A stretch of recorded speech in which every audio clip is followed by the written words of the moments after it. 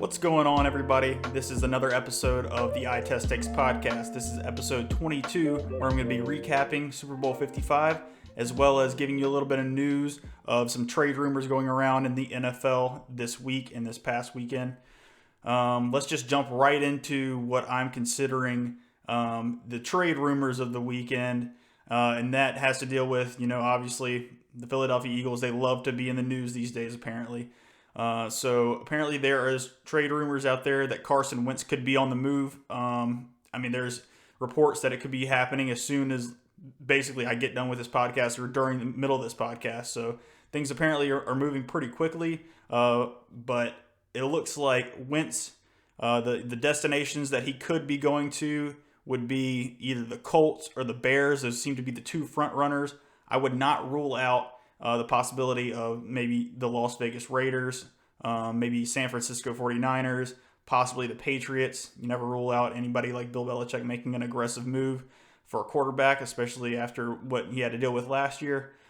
So it's an interesting time as an Eagles fan. Obviously, I'm a huge Wentz guy, always have been, and I still think he can be a very good quarterback. I think a change of scenery could really help his career at this point, and it's unfortunate because that's just the way I think it's going to end up. The Eagles are going to trade him eventually, and the Eagles are going to move into this next phase of the franchise and the next phase of football without Carson Wentz as the head of the franchise anymore. I think personally it's a big mistake in general, just from top to bottom, the way Howie Roseman and the front office have handled Wentz and that entire situation is just a disgrace. And it seems like as reports come out, Wentz is more concerned with the front office, actually mostly just Howie Roseman at this point. Apparently he's been talking to Jeffrey Lurie, the owner, and the new head coach, Nick Sirianni. So it looks like his biggest problem with the team was ultimately Howie Roseman, not Doug Peterson, who, they fired, which was, a rumor that Wentz wanted Doug out the window. So that seems to be not so much, the truth as everybody thought it was in the first place. But let's just get to these teams that could potentially be trading for Wentz, and that is the Bears, which we've heard rumors of the possibility of if the Bears trade for Carson Wentz and some of the compensation back, including a first-round pick, but also including Nick Foles going back to the Eagles in a trade with Chicago. And in my opinion, that would be just utterly, the best word I can think of is just pathetic at this point. I think if that were to happen, the level of dysfunction going on in the front office of the Philadelphia Eagles is much larger than I thought. And I was already peak level, they're dysfunctional. So I think it would be just ridiculous to continue to try to bring back the past and just harp on what happened in 2017, even though Carson Wentz was responsible for getting them basically the number one seed. So, but people just like to throw that out the window. And yes, of course, Nick Foles just caught fire, and basically just 2 games of it because he wasn't playing that well realistically in the Falcons game, in the first playoff game the Eagles played in the divisional round. Caught fire, and obviously the NFC Championship game against the Vikings where they just stomped them out. And then obviously out-dueled Tom Brady in the Super Bowl that year. I just think it's just too much. Just let it be. We don't need to harp on the past any longer. We need to move into this next phase. If we're going to clear house, we need to clear house. Been saying that for a while, and I wish we would clear house in totality with getting rid of Howie Roseman. But it doesn't look like that's going to happen because Jeffrey Lurie, basically he's just in Jeffrey Lurie's hip pocket. I don't know what he's got on Jeffrey Lurie. It feels like he's almost got him blackmailed at some point. Because of just some of the decisions being made here that are just catering towards what Howie Roseman would like rather than what the team or what's best for the team. So it's a mess. So the Colts are obviously in it. The connection with Frank Reich, who was the offensive coordinator of the Philadelphia Eagles for 2016 and 17 during the Super Bowl run, they have that connection. They obviously they have this kind of father-son relationship in football. And I think he would thrive in that situation where he'd be stepping in, and he's just one of the very little missing pieces for the Colts right now. They're missing a quarterback, maybe like a few defensive players, and they're right there in the thick of things in contention for the Super Bowl in the AFC. So they're definitely a good destination. I think that would probably be Wentz's preferred destination if he were to leave. And I just think Chicago would probably have to be second for him based on their situation. And it doesn't look, in my opinion, as good as the Colts situation. I think probably the best situation for Wentz, and this is just obviously like hypothetical at this point because there's not been any real rumors behind this. But if he were to go to like the 49ers, what a situation that would be. Where he's just stepping into a Kyle Shanahan offense that obviously already works at a very high level. And he could just basically take that team to the next level because I do think Carson Wentz has more talent than Jimmy Garoppolo. Jimmy Garoppolo does a great job of kind of managing the game, but he just doesn't have, the peaks that Wentz can reach.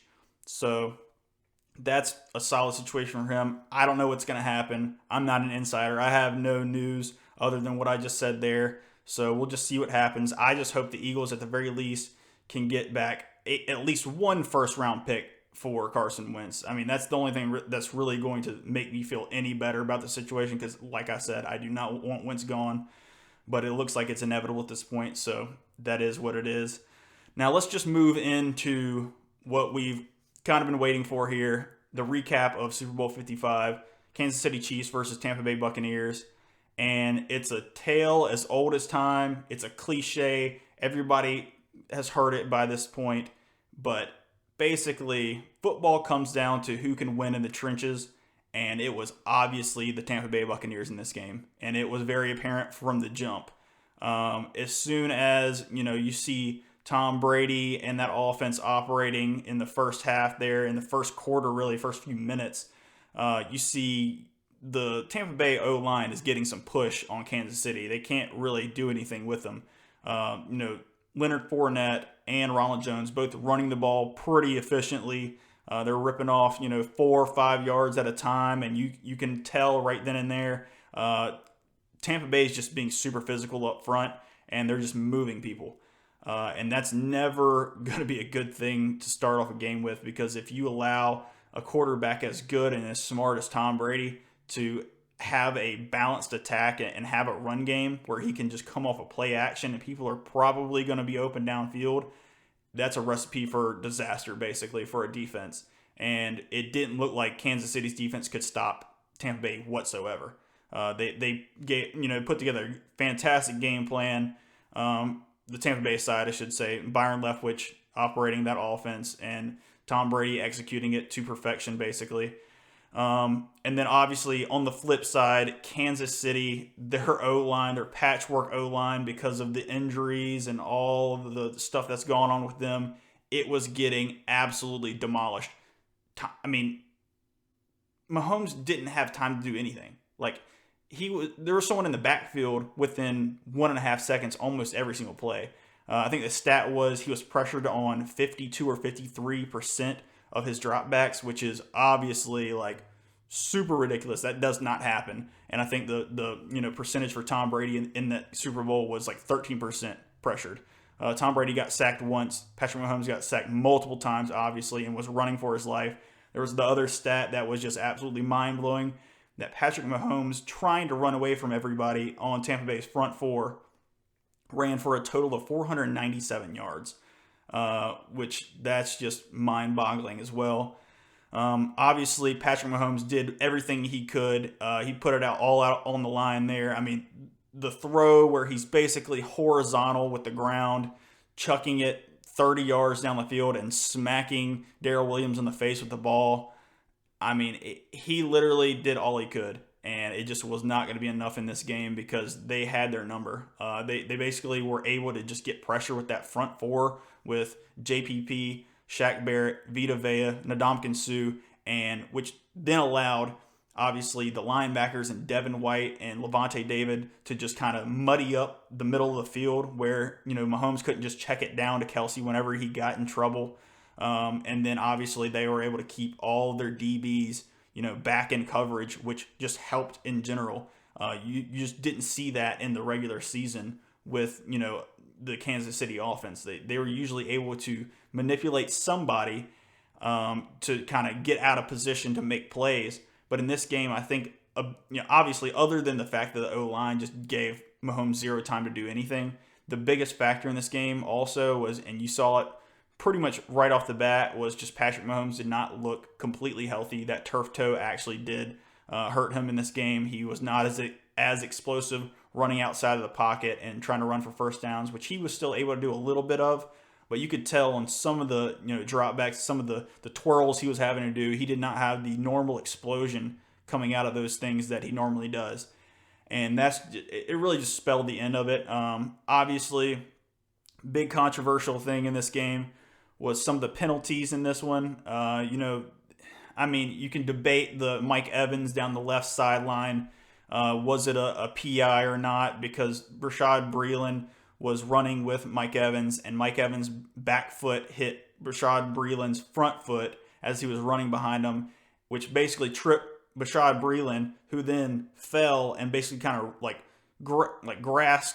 grazed his arms on Mike Evans' leg, and then he ended up falling, and it looked a little bit like a flop in the replay, and they called it anyways. It seemed to be a little bit uncatchable, but they call it, which is kind of ridiculous considering they haven't been calling anything all playoffs. They've been letting them play. Everybody's been holding. Everybody's been playing tough and bumping here and there. And of course, in the biggest game of them all, the refs had to show their face and make sure everybody knows that they get paid to do this. And that's just kind of dumb in my opinion. And then obviously the Tyrann Mathieu penalty where the ball was thrown way over Mike Evans' head, and that gets called a PI, put the ball in the one, they score before the half. And in that same drive there was the stop actually to get them to a field goal. But then, I don't know, I think it might have been one of the receivers, Mecole Hardman maybe, that was offsides on, the field goal unit. And of course they call it. It was 5 yards. They get the first down. They go score before the half. And at that point, you knew Kansas City had to just make something magical happen in the second half to get back in that game. And it just never happened because the O-line could never let anybody get any time to do anything. So obviously they didn't run the ball as much as they probably should have. But at the same time, you would regret running the ball a ton and still losing and having to deal with people say, well, you didn't even put the ball in your best player's hands, which is Patrick Mahomes, and let him do his thing. So it's a double-edged sword there for the Kansas City Chiefs and Andy Reid. It did look like in general they got outcoached in this game by Bruce Arians and his staff. They did a fantastic job. Obviously, Todd Bowles, you got to give him all the credit in the world for this Super Bowl. Throughout the entire playoffs, the offense did their thing, obviously, and scored 30 points for the most part, pretty much averaged 30 points in the playoffs, which is unheard of. So their offense was clicking on all cylinders in the playoffs. And then Todd Bowles was doing his thing all playoffs long, and just really just stifling all of the offenses throughout the playoffs. Really, like in Todd Bowles, you got to give him credit because in this game, and he's known in his entire career as being a big blitzer.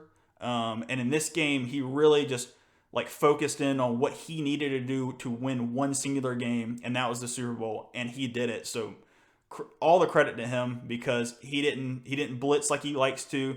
He just stayed back in coverage, let his front four do everything for him, and then blitz. I think it was a very small percentage, maybe 5 times in the game. And from there, obviously, like I said, they just muddied up that whole backfield for Mahomes, and with him having to run away and just be on the run the entire game and make basically perfect throws. And if he didn't make the perfect throw, it was going to be an incompletion. And you saw a lot of that. And it did not help that the Kansas City Chiefs wide receivers and running backs and all of them, they were not catching the ball. Travis Kelce's dropping passes. That doesn't happen that very often, So it was just a perfect storm. Tampa Bay jumped out to that lead. And then from then on, it was just who had, the power up front. And that was on Tampa Bay's offensive line and Tampa Bay's front four on the defensive line. And that was the story of the game, really. It was just them two. Obviously, Brady played well. He was efficient. He made the throws when he needed to, and that was enough to win the game. And, I mean, basically, Todd Bowles took over from there. So it was an interesting Super Bowl. It wasn't all that entertaining. I think maybe with the fact that, some of these penalties were called in the first half that could have made it a little bit of a more competitive game going into the second half. That would have been more fun to watch at the very least. I'm not saying Tampa Bay would have lost the game or Kansas City would have won the game if it wasn't for the, penalties and stuff like that are all, very debatable. But I'm just saying that I wish it would have been a little bit more of a competitive game. It was still fun. Obviously, the Super Bowl was a great event. But I just think Tampa Bay was the better team at the end of the day, really. They were the most physical team. They seemed more prepared. They were healthier. I mean, they were bigger and better in the trenches, both sides of the ball. And that just, comes together, like I said, perfect storm to beat one of the most explosive teams in all of football in the Kansas City Chiefs. I can't say that, Patrick Mahomes played bad in this game. He did not. Anybody that tells you that is crazy.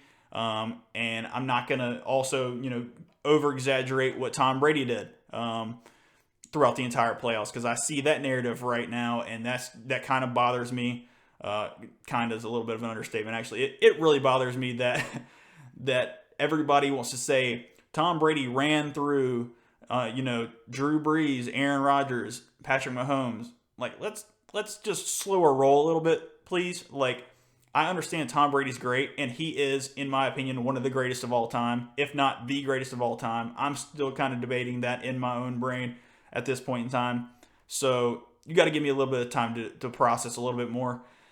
But I will say, like, he did not do it by himself. That narrative is crazy, that Tom Brady ran through all these teams. Like, he obviously had help here.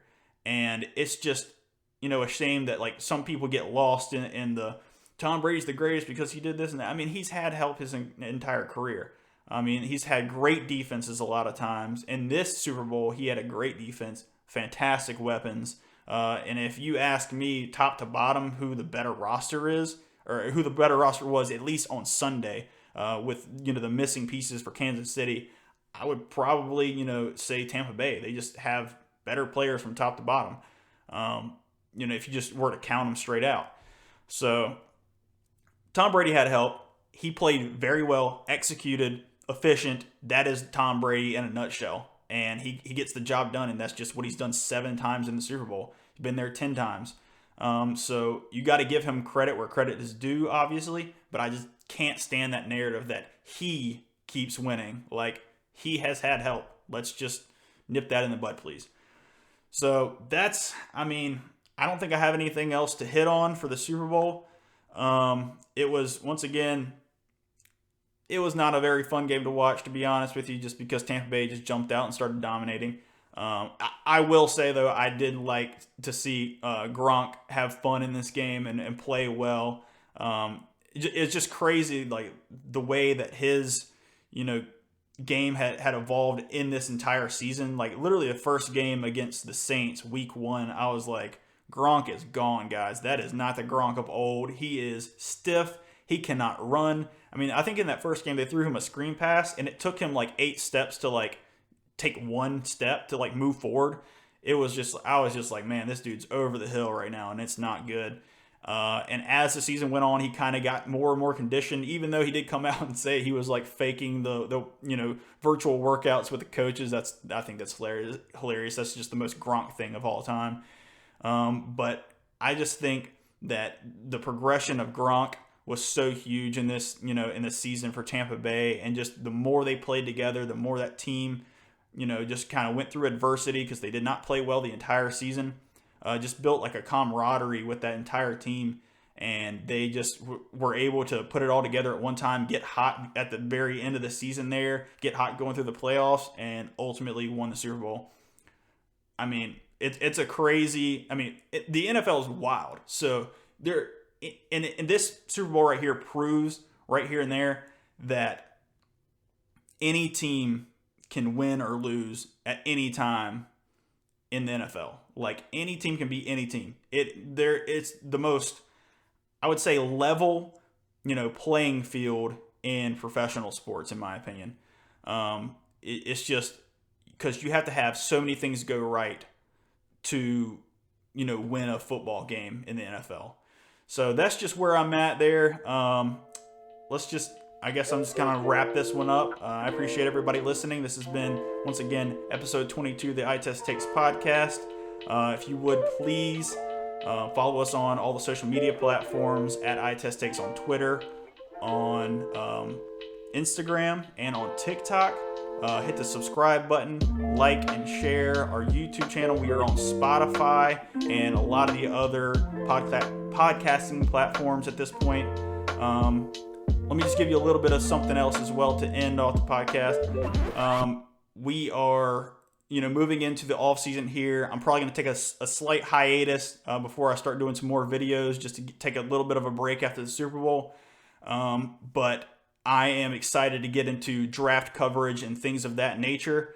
Let's get into free agency. That's always a very exciting time in the NFL. So I'm excited to get the off season going. Hopefully the Eagles just go ahead and get this deal done with Carson Wentz so I can get excited about, what the future will hold for the Eagles, because I feel like we're in this weird stalemate. So I'm looking forward to next season already, and that is what it is, man. I appreciate you guys.